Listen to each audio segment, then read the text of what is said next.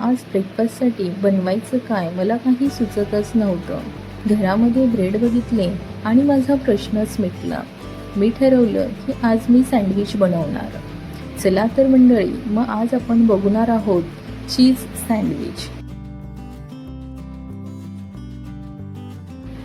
सगळे व्हेजिटेबल्स मी कट करून घेतले आहेत, बारीक चॉप केले आहेत. एक गाजर घेतला आहे, एक मोठ्या आकाराचा कांदा घेतला आहे, काकडी घेतली आहे, 2 मीडियम आकाराचे टोमॅटो घेतले आहेत, एक मोठी शिमला मिर्च घेतली आहे. तुम्हाला जर अजून कुठले व्हेजिटेबल्स आवडत असतील तर तुम्ही ॲड करू शकता. 2 मोठ्या आकाराचे बटाटे उकडून त्याची सालं काढून घेतली आहेत. पुदिन्याची चटणी बनवली आहे. त्यासाठी पुदिना, कोथिंबीर, 4 ते 5 हिरव्या मिरच्या, 5 ते 6 लसूण पाकळ्या, छोट्यासा आल्याचा तुकडा, थोडंसं मीठ हे मी पाणी घालून मिक्सरच्या भांड्यामध्ये वाटून घेतलं आहे. टोमॅटो केचप घेतला आहे.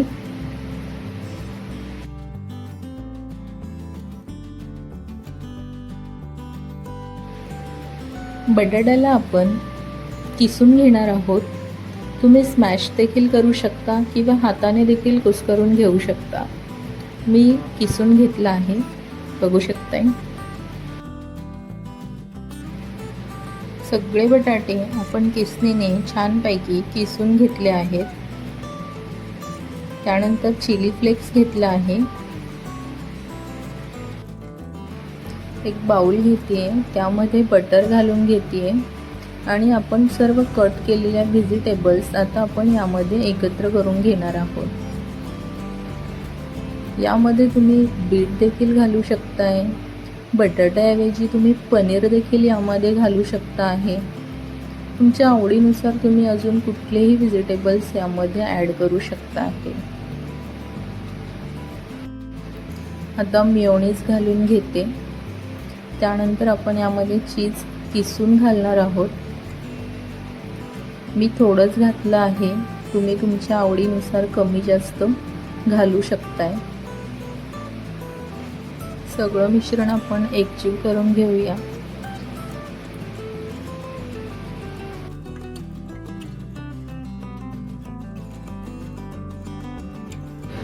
दोन ब्रेड घेतले आहेत. एका ब्रेडला ग्रीन चटणी लावून घेणार आहे आणि दुसऱ्या ब्रेडला टोमॅटो केचप लावून घेणार आहे.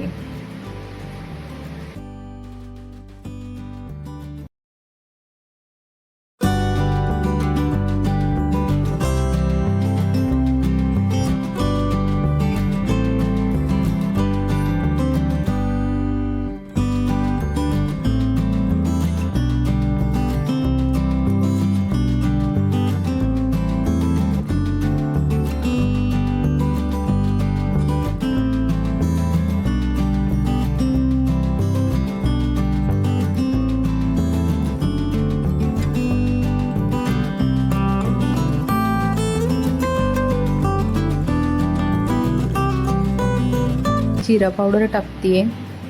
त्यानंतर मीठ घातले. यावर आपण चीज स्लाइस ठेवून घेणार आहोत, बघा. त्यानंतर यावर थोडासा चाट मसाला घालून घेऊया आणि त्यानंतर थोडीशी टेस्टसाठी आपल्याला चिली फ्लेक्स घालायचे आहेत. खूप छान फ्लेवर येतो चिली फ्लेक्स. आणि केचपवाला ब्रेड आपण यावर ठेवून देऊया.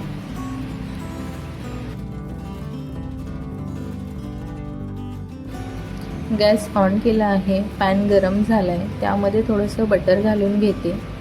बटर घालून झालं की त्यावर आपण मस्तपैकी आपलं सँडविच ठेवणार आहोत. वरच्या ब्रेडला देखील आपण थोडंसं बटर लावून घेऊया. सँडविचवर आपल्याला एक छोटी प्लेट ठेवायची आहे. ही प्लेट आपल्याला यासाठी ठेवायची आहे की जेणेकरून आपलं सँडविच सेट झालं पाहिजे. थोडंसं प्रेस झालं की सँडविच सेट होईल, त्यासाठी ही मी प्लेट ठेवली आहे.